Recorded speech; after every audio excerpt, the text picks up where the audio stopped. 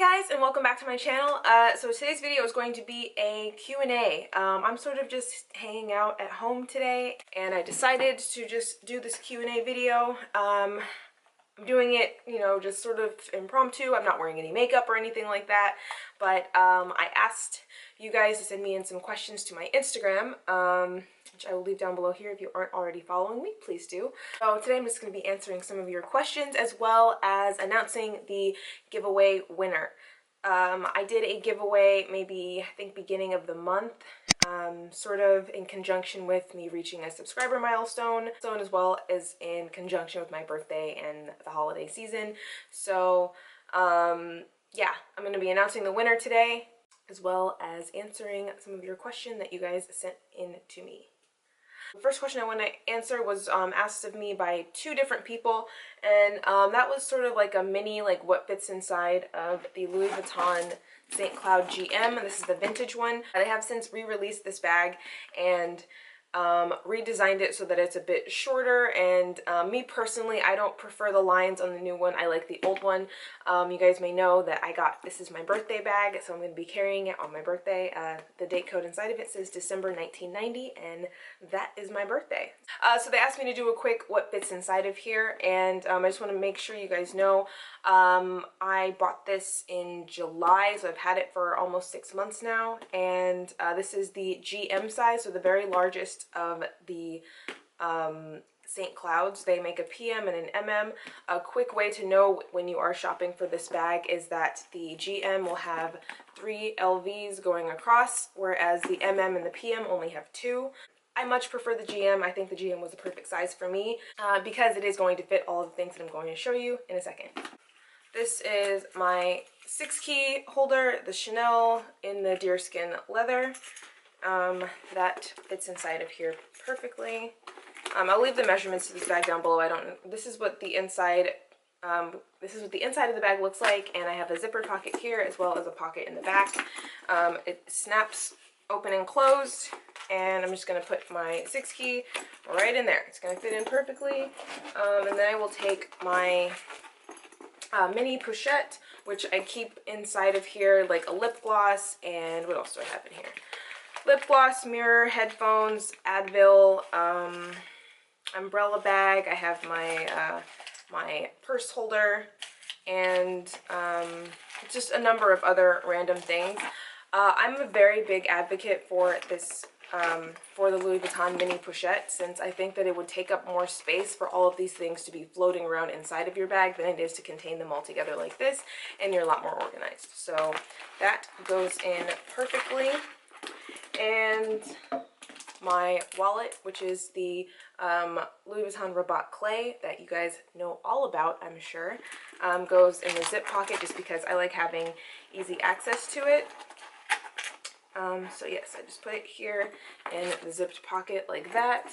And also I have a very small umbrella that I can't seem to find right now. So I will leave a link to my what's in my bag video, and you'll see it there. It's just a really mini little totes umbrella, and I would also put it inside of here. So it'll carry my mini pochette, umbrella, keys, wallet, and my phone goes in just like that. So that is everything that I put in here. If I take a couple things out of my mini pochette and take the mini pochette out, then my MM agenda fits in here instead. I can't do both at the same time because I have to keep my umbrella, but if I were to remove the mini pochette, then my agenda fits in here absolutely perfectly. I love this bag. It's one of my favorites. I think you guys know that, and yeah, I hope that was helpful for the two of you that asked and for everyone who was curious about this bag. And next question is from Rihanna Diane. Sorry, I hope I pronounced that right. Sorry about that. You asked me this on my handbag collection video, and the question was, did you sell your Celine Nano? Do you have any cons to the bag? I'm thinking of getting it. Yes, I did sell my Celine Nano when I bought it. I just really wasn't liking it as much as I thought I was going to. I mentioned a lot of this in my what should I sell video, which I will link down below. Just the bag wasn't functional and practical for me, and I really think that it Honestly, I think the Celine Nano is a little bit overrated. I was over it like pretty much the minute I wore it for the first time. Honestly, the first things I didn't like about it were that the pockets on the inside were just little slip pockets and it really couldn't hold anything other than cards, and I keep all of my cards inside of my wallet. The pockets were kind of useless, and the top handle didn't actually sit on my arm. It could only be carried in the hand, or it was really just a decoration. And I didn't like that. I didn't like the fact that if it couldn't actually get onto your like arm, like the crook of your arm, to carry it that way, like I felt like, why was it there? The size was okay, but I just didn't really have space for it in my collection because I needed something a little bit bigger or maybe a little bit wider, or just something that was able to hold a bit more of my things for the cost and for the size. And it just didn't do it for me at all. It really didn't. There were a number of reasons, but I have to say that that was probably the bag that I liked the least that I've ever bought, and I sold it back to Fashionphile. After, you know, I'd had it for like a couple of months, I just sent it back to Fashionphile, and they paid me like, I think 70% of what I bought it for, because they have their buyback program. A lot of people do have that bag, and I think that everyone is different, and so there were so many more bags that I liked better than that one, and it just didn't work out for me. Next few questions come from Instagram, and so the next question is from 408 California 408, and she also is another YouTuber. She has such a great collection of bags. I always watch her unboxings. If you don't know about her, then please check out her videos. They're super informative, and she just has a lot of the bags that I have my eye on at the moment, and yeah. So her question was, if you could only have 3 bags, what would they be? That's so hard. That is so hard. So right now I think I have like 14 bags, which is a lot, but I have 5 contenders, and I'm gonna pick 3 of them out of the 5. So the first one that has to be in no matter what is this one by Gucci Dionysus. I just did a review of this bag, and I will link it down below. I gave so many reasons why I think this bag is just everything, and it is just the most practical bag probably in my collection at all. But I did a whole, like, you know, 20-minute video explaining how much I love this bag and why. So if you want to know more about that, then watch my review that I just put up. Because I don't want to get too repetitive, but number 1 would definitely be this one if I could only have 3 bags. Now I'm going to show you the other 4, and I'm going to pick between the other 2, or pick 2 of them out of the 4.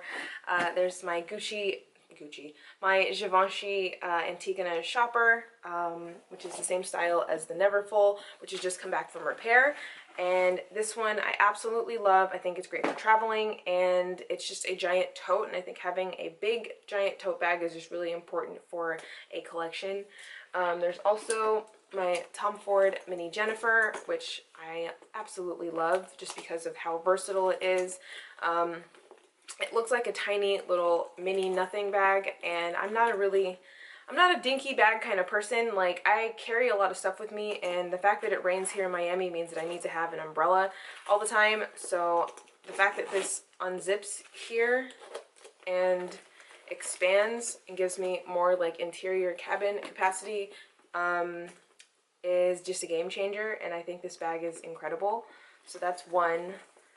Another one, and my vintage Gucci alligator clutch that also has a shoulder strap is on the list. And then the bag that I showed you earlier, which is the vintage St Cloud GM, is another one. And I think, honestly, this would be my number 2 right here. It has a back pocket. It's an exotic skin. It's not too flashy. You only see the Gucci right here, and you have to really actually be looking. I don't even know if the camera's going to pick it up, but this is my number 2. This is my number 2 because it also has a shoulder strap, so I choose to carry it as a clutch, but normally I end up adding the strap. And then I'm gonna say this one or my tote would be the 3rd. Yeah, I guess this is a pretty shitty answer to if you had to pick 3 because I'm picking 4. Next question is, Is modeling your full-time career? I would love to hear more about it. Yeah, so I also am a model. Outside of working for the company that I work for, I've been modeling for maybe like, I don't know, like 6 or 7 years now, off and on, but I've always had like a part-time, I've always had like a part-time like job on in the interim. Think of it and treat it like a, you know, side thing. I've always liked having a lot more routine in my life. I feel like it's something that for me I really need to have, otherwise I would just be a lunatic. And I'm very lucky that all of the jobs that I have had in the last 7 years have been accommodating to my modeling career. Yeah, so that's, I guess, the answer to that question. Sorry, and that question was from Tabby Violet. She's also a YouTuber. Go check her out. Next is from Raquel UY. Do you see an Hermes, Birkin, or Kelly in your future collection of handbags? No. I'm gonna say no, just because at the store where I work, I've interacted with them a lot, and I just really don't care for their design or style.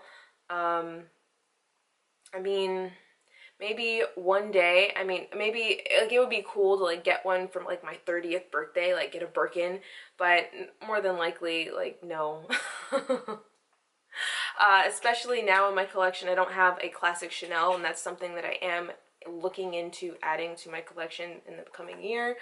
I definitely would want a classic Chanel before I get a Birkin, so I'm gonna say no. But once I do have my you know, stable of Chanel bags, then maybe I will revisit that question. But just the price for me is just, no. I'm gonna say no, because I don't like them enough, and the price is just way more than I think I can justify ever spending on a handbag. I mean, of course, if you would have asked me 5 years ago, would I spend $600 on a handbag, I would have laughed in your face. So things change, never say never, but I'm gonna say no. And Chic Professor, Jessica from, I think she just changed her YouTube name to Chic Professor, but if not, she was JCKT Fashion Finds. I will link her down below. She's super sweet, and I love all of her videos, so please go check her out. She asked me, what are your favorite hobbies, and the cliche, where do you see yourself in 5 years?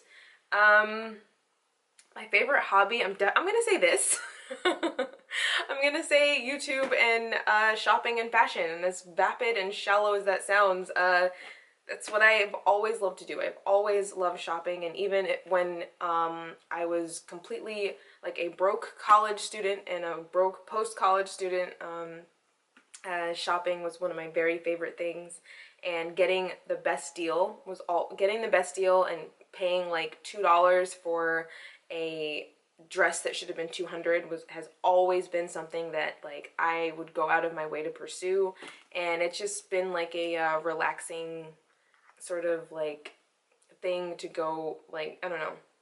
It was always something that I enjoyed and that I got happiness from, even when I had times in my life where things were difficult. I'm gonna say that. As much like I hate saying that as my answer, but that's my answer, honestly. I also love Game of Thrones. And I love hobby-wise Game of Thrones and shopping. Is there anything, like, yeah, I feel like those are the worst answers possible, and I am just so afraid of being judged by saying I like shopping. Yeah, because I feel like an idiot. But it's true, so maybe I am an idiot. It's fine. And the last one is Ava Litchi on Instagram. Do you have purse piece since you bought your last Gucci Dionysus medium size handbag, or do you have another bag in mind? That's a great question, and I definitely think I have reached purse piece in the sense that I don't feel like I'm missing anything, but I have a wandering eye, and I'm gonna have a wish list video coming up in a little bit. I know I said in my handbag collection video, I've reached purse piece, and I feel like I have, since I feel like all my bases are covered, but you know, I just see stuff and I start really liking it. So I'm gonna have a wish list video for 2018 coming up very shortly, and hope you check that out. But I guess the answer is no, I have not reached purse peace. Purse peace exists for like, purse peace exists until you see the next thing that you like. And that for me was like, it lasted about 2 or 3 months. Yeah. So I had it. I definitely did have it. If you, this is from Samadhi Harath. I hope I pronounced your name right. Hi. So it was a whole bunch of other stuff, and then I was wondering if you were a drugstore girl at heart or high-end luxury girl for makeup and skincare. I love makeup as well as fashion. I just think that makeup is a great area to save money on rather than splurge, because there are so many lower-end brands that are amazing. I'm just curious what you think about it. And yes, I am so with you on that. I have never been super interested in makeup. I only, in the last like year or two, really even got my technique together. And I think makeup is so much about technique, and even hair care and hair tools are so much about technique. It doesn't matter, like spending $70 on an eyeshadow palette is just not something that I think is beneficial unless you actually know what you're doing. And I'm not interested in taking the time to learn what I'm doing enough to get all this crazy expensive makeup. As a model, I do get my makeup done professionally as part of my job, so I do get to experience that, and I feel like that's enough for me. So yeah. I definitely, I mean, now I have not discovered Sephora, but I do pop into Sephora a bit more than I used to. But I am so with you on buying drugstore makeup, as I honestly, on a lot of things, don't see much of a difference in quality or whatever unless you really know what you're doing. And but another thing that I do is I get my makeup from TJ Maxx, not TJ Maxx, like Marshalls and like Nordstrom Rack and like Saks Off Fifth whenever they have some of the higher brand makeup go on sale. I think that's a great option if you're trying to save money and still get the high quality stuff. But yeah, you're not gonna see a $70 eyeshadow palette as a part of my hauls and for the foreseeable future. Although I will say that the one thing I will, you know, go for the brands and go for a bit of a splurge on is foundation. Even though I've had others that have done well. But yeah, I just feel like if there's one thing to actually spend on, it's going to be a foundation. So the rest of it, I'll go drugstore. Like my very favorite eyeshadow palette ever, eyeshadow ever is from ELF, and it was like $3 at Target. So it's just like a like really shimmery cream shade that I put in the corners of my eyes even when I'm not wearing makeup, to just sort of like brighten me and make me look more awake, because I look like I'm asleep now. But yeah, so I'm not a makeup fan. I'm not a makeup fan, and I'm not into skincare. Hair care is something that's very important, and I've gotten so many questions about doing my hair care routine, and I promise it's coming. It's just every time I do it, I hate the footage. And this is actually 3-day-old blowout, so if it looks weird that my hair is done and my makeup isn't, it's because I do my hair and then leave it alone for 2 weeks. Thereabout, and I just had a blowout the other day because I had a photo shoot to go to a couple days ago. So this is like the remnants of that, and I'm just gonna keep it for the next 2 weeks, so whatever. But I'm gonna try filming me doing my hair myself next time I go to wash it, but I might not, because I might go get a blowout for my birthday. Okay, so my last question was also from Instagram, and it's from Tuesdays. She says, I would love to hear more about A Song of Ice and Fire. Do you think he will finish the series? If you lived in Westeros, which house would you be in? Who will live to the end? Just tell me anything and everything. Okay, so do I think he'll finish the series? I am terrified because it's a lot to finish. I heard that, I think we're coming up on book 7 now, and it has to be another like 9 books. I think he'll make it to 8 books. And just because they're so big and long, I think we'll get an 8th book. That's what I think. Maybe not a 9th, but I think we'll get an 8th. And if you lived in Westeros, which house would you be in? This is a great question. So for all of my Game of Thrones fans, I'm sorry if you guys who love the fashion stuff, like, have no idea what I'm talking about right now, but go check out Game of Thrones. Which Westeros house would I be in? And I'm gonna say something really controversial. I would be a Lannister. I would be a Lannister. I think they are such badasses and they just do not care. They're all about, like, their house. I think Cersei is, she's evil and she's a villain, but I just have so much respect for her. Just simply because she's so different from me. I'm a complete pushover in my, like, personal life, and I would love to be a bitch. Oh my god, it looks like it would be so fun, but I just don't have that in me. And when I see it in, you know, TV characters, it just looks so alluring, but I can't do it because I'm a wimp. Like, they're just so, like, feared and respected and revered, and I think my favorite character overall is Tyrion. I think he's just such an interesting and wise person. He sort of shows you, like, back then, like, the fact that she's so intelligent but she wasn't educated. You'll see that in some of the later books. Like, if she would have been educated the way her brothers were, I feel like, you know, her entire life would have changed, and as a result, Westeros would change under her rule. Everyone else would probably pick the Starks because they're like the stars of the show, they're the good guys, but no. What I love about Game of Thrones and what I love about other shows, like other really great shows, the mark to me of a great show or a great story or a great series is being able to show that people are complicated and good and bad. Sometimes the lines are blurred. I think that people have both inside of them, and any story that is able to convey that, to show that I'm good for this thing, but maybe I don't, but I'm not, just to paint villains in just clear cut black and white, like this is the bad person, this is the good person, I think isn't based on reality. And I think that a story that can articulate that that there's a lot of gray areas in people and in life in general, and I think that Game of Thrones does that so incredibly well. It shows that good things happen for bad reasons and vice versa. Yeah. Okay, enough of that. This is a fashion channel, I'm sorry. But if you guys have no idea what I'm talking about, I'm sorry, but watch Game of Thrones.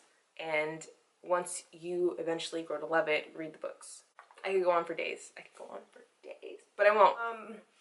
Those were the last questions that I could find. I do plan on doing one of these Q&A videos like every couple of months. I think they're super fun to be able to, like, engage with you guys.